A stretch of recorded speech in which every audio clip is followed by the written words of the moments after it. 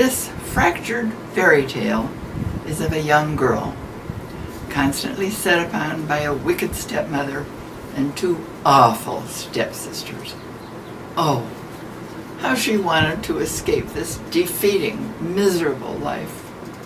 She dreamed, imagined, and longed for an escape. But to what? She didn't know anything else. This is a tale that will make your creche fleep. It will give you poofskimples. It's a story for Feewoke and Geevel to Piggle.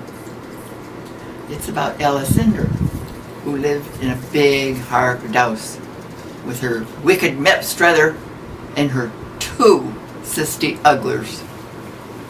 They made Alicinder do all the wordy-dirk while they sat around cheating auklets and magging readazines. One day, while Alicinder was in the kitchen, flopping the moor, the two sisty ugglers came in and said, "Guess what?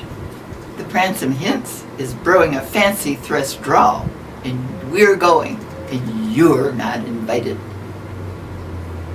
You can't go, too bad." So, dejected, Alicinder went back to the kitchen with ears in her ties. And she was just about to chickasee a frickin' when suddenly there was a blinding bash of light.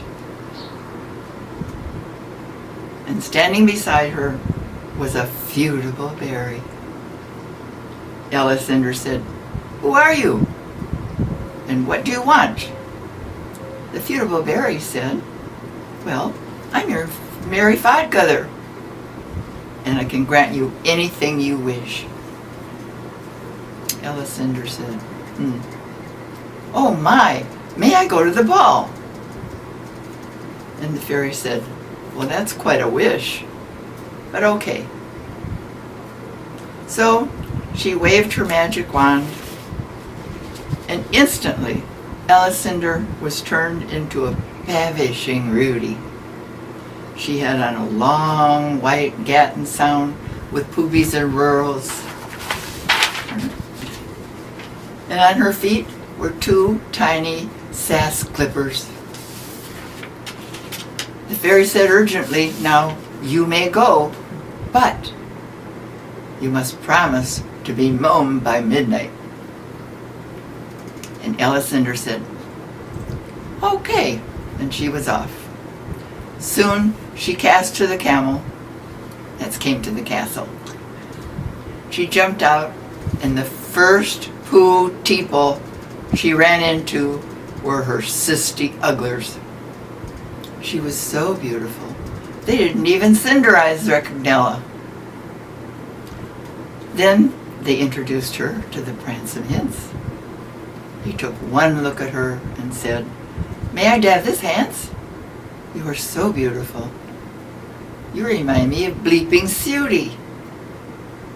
He was about to ask for her mare in handage when she suddenly, the clock started to strike 12. Upon hearing the dreaded chime, Alicinder banned from the ball. But, as she did, one of her sass clippers flipped from her soot. The Prancing Hints picked it up and said, "Now all I have to do is look for the woman whose soot this flipper fits. Then I will know whom I have fallen in love with." So, the next day, he went from house to house. Soon he came to the house where Alicinder was and knocked on the door. And who should answer? The two sisty ugglers. He said to them, "I am looking for the woman whose soot this flipper sits." Well, of course, their beat were too fig. But then it was Alicinder's turn, and guess what? The flipper pitted perfectly. They were married, and they happily after. But you see, there's a moral to this fairy tale, because Alicinder never gave up. And as you walk down the pathway of life, never give up. Christopher Columbus never gave up. Benjamin Franklin never gave up. Abraham Lincoln never gave up. Oliver Tweedledee, who's he? You don't know, because he gave up. You see, some of our troubles are small, and some of our troubles are big. But if we have no troubles, how could we recognize our blessings?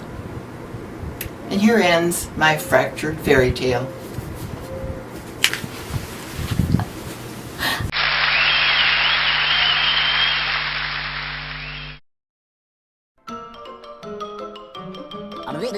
That's all, folks.